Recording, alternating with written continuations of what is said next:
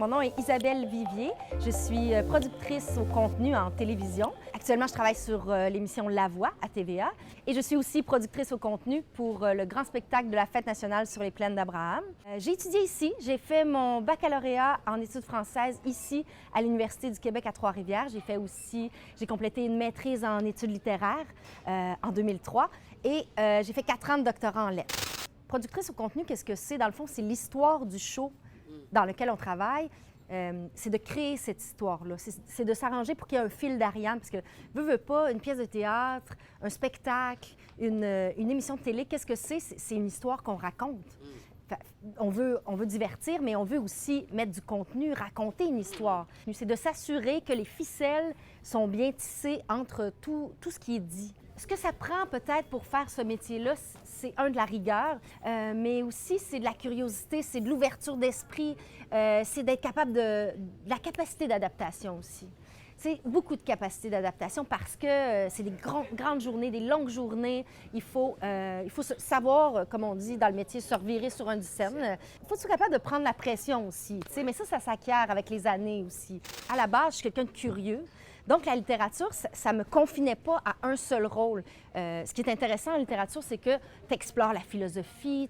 C'est une formation, les études littéraires, surtout à l'UQTR, où on apprend beaucoup, puis on apprend dans diverses sphères aussi. C'est ça qui est intéressant. Puis je suis tellement contente aussi de le partager avec les gens qui peut-être veulent s'inscrire en études littéraires puis qui se demandent, bien mon Dieu, pourquoi j'irais là? Et ce que j'ai aimé beaucoup, c'est étudier les textes, étudier l'écriture, la valorisation en fait, l'argumentaire aussi.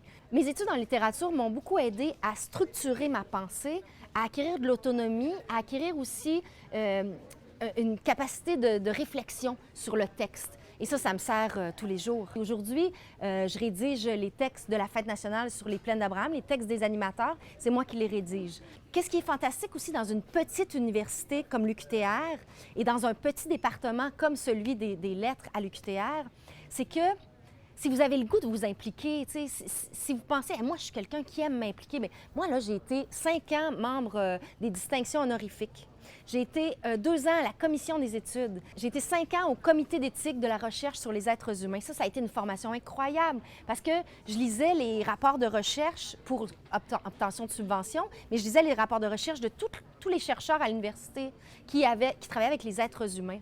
Dans une grande université, tu ne peux pas avoir ces expériences-là. Il y a vraiment une proximité avec les professeurs. Les professeurs, ils sont disponibles, ils sont là. Envoyer un petit courriel puis rencontrer son prof l'après-midi ou faire comme « Hey, on va-tu prendre un café? Est-ce qu'on peut jaser? T'as-tu 5 minutes cogner à la porte? » Il y a même de l'amitié des fois qui se développe entre les profs et les étudiants, et les chargés de cours aussi. C'est fabuleux. Puis aussi, quand tu fais un baccalauréat, tu commences la maîtrise, tu as des chances de travailler avec des profs aussi. Moi j'ai travaillé en recherche avec Hélène Marcotte.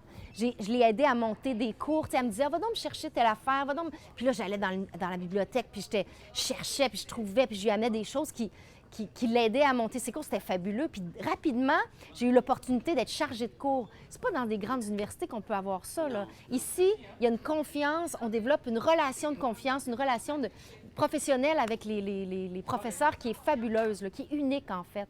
D'étudier en littérature, d'avoir fait un bac en études françaises, ça m'a amené à plein de choses, puis j'aurais pu faire plein de choses. J'ai fait plein de choses. J'ai été agente de recherche à l'université ici, à l'UQTR. J'ai été chargée de cours. J'ai enseigné au cégep. J'ai été journaliste à la recherche. J'ai fait du documentaire. J'ai été recherchiste. Là, maintenant, je suis productrice au contenu depuis à peu près 8-10 ans. Donc, ça m'a amené... Je fais de la rédaction aussi. J'écris pour la télé. Donc, ça m'a ouvert plein de portes.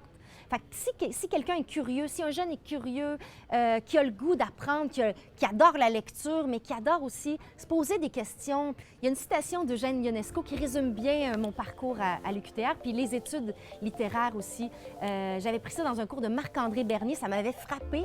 C'est, et là je paraphrase Ionesco, « Vaut mieux une pensée approximative faite par soi-même qu'une idéologie toute préparée, toute faite, qui empêche l'homme de penser. » Donc, il vaut mieux réfléchir par soi-même, se poser des questions, que de prendre quelque chose qui est plaqué et de dire « OK, moi, je pense comme ça. » À l'ère des médias sociaux, tout ça, c'est facile. Mais non, Les études littéraires, ça t'amène de la rigueur, ça t'apprend à penser par toi-même, à réfléchir, puis à appliquer ça après dans ta propre vie professionnelle et personnelle.